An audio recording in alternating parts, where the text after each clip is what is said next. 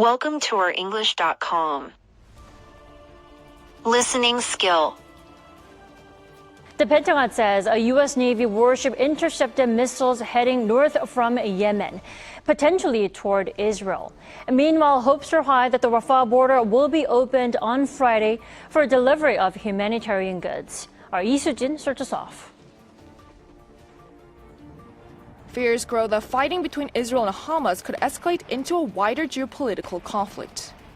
The Pentagon said on Thursday local time that a U.S. Navy ship in the Red Sea shot down 3 land attack cruise missiles as well as several drones that had been launched from Yemen. According to the Pentagon spokesperson, the missiles and drones were fired by Iranian-backed Houthi militants in Yemen, potentially towards targets in Israel. Information about these engagements is still being processed. We cannot say for certain what these missiles and drones were targeting, but they were launched from Yemen, heading north along the Red Sea, potentially towards targets in Israel. AFP News reported on Thursday local time that the Rafah border crossing, currently the only route for aid to enter Gaza from outside of Israel, will be opened from the Egyptian side to deliver humanitarian aid on Friday morning. The exact time for the opening, however, has not been specified.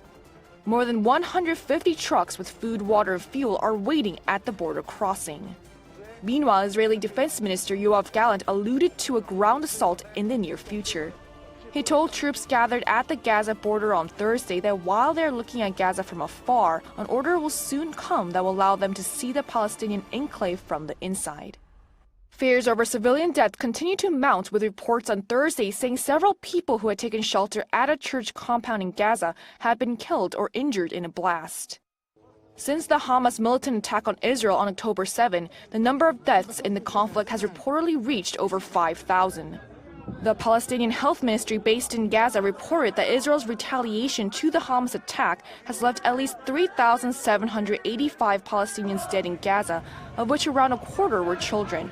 While the UN Office for the Coordination of Human Affairs said the death toll in Israel stood at 1,400 as of Thursday. With this, many nations and international organizations are calling for a ceasefire to prevent the humanitarian crisis from further escalating. Soo-jin, Arirang News.